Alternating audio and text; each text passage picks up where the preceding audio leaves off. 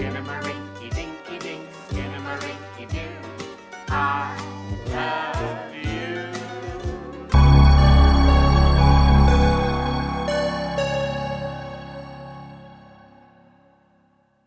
What's up, my fellow creatures? These that go bumping tonight. Welcome back, yes, back to another episode of Creature of the Night. I am your host, Toxin, your friendly neighborhood sinner. You should know what to do. Hit the subscribe button, hit that little bell to let you know every time I upload so you can keep up to date with me. Now, if you're joining me for my TikTok, guys, just a heads up, this is my spoiler review. So, Piss off, Lou. if you want to watch the spoiler free one, make sure you go click over to my TikTok and give me a follow on there. It is in the description below. Now, if you're here for the spoilers, let's get into it. Let's get into the 2022 Skinamarink.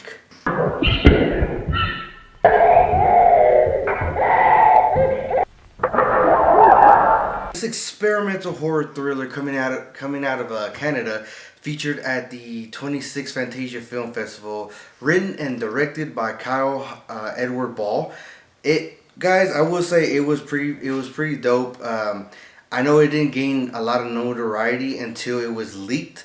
A pirated version of it got leaked, and that's when it kind of like, I remember seeing like clips of it on Facebook and stuff like that, and then that's when they just decided to make it a full-length theatrical movie. And I'm gonna be honest, guys, there is no middle ground. You either really loved it or you really hated this film, and you can ask a lot of people. It's kind of the same. I had to rewatch it just to make sure that was like a definite answer I'm gonna give y'all.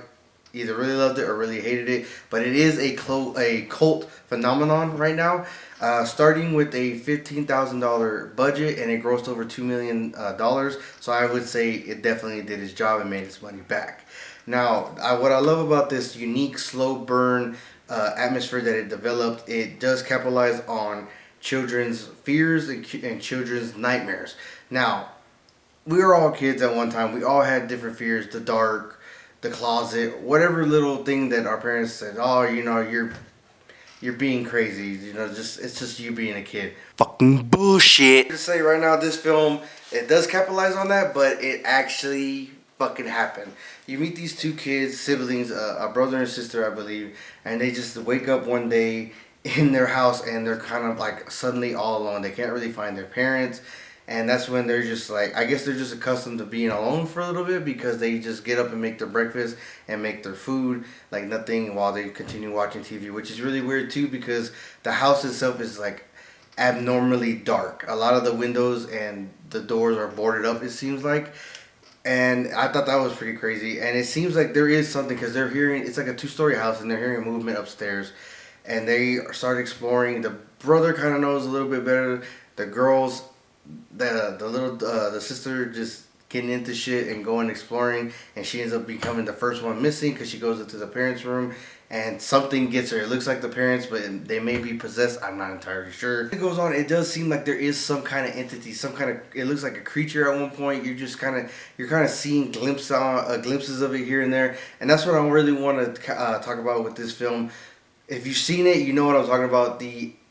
Not the unnecessary, I don't want to say the unnecessary camera angles that it did, but the random camera angles of how it would shoot down the stairs, down the hallway, a random corner up in the top, the borders around the floor, on the all that. It was just really weird, like random shots of their back. You never really quite see their faces or anything like that, but it's like weird. It's like you're a fly on the wall, and you just kind of keep moving place to place, and you're seeing different parts of the house as it's going.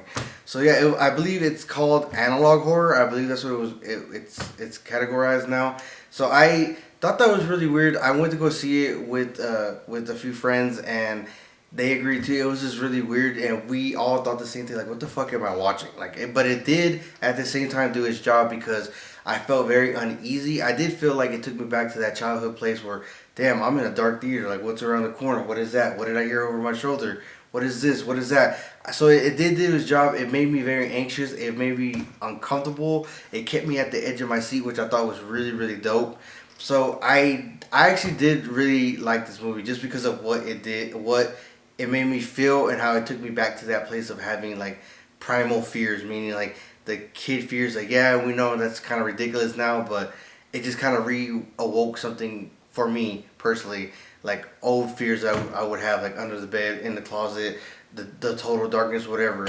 So I do give it 2 thumbs up. I highly recommend it. I recommend any film, even if I shit on it the whole time. Guys, yeah, so go check it out, Skinamarink. Let me know what you thought about the film once you go check it out. Let me know what you thought about this review. Let me know what you want to see next, guys. I know there's a lot of stuff coming out. Depending on when you're seeing this, happy Valentine's Day, just in case nobody told you, you are loved. And I know there's a lot of horror films coming out soon, so I will be trying to do my best to keep up with that. Yeah, guys, like I always say, if you're not sinning, you're not having fun. Beware the moon, guys.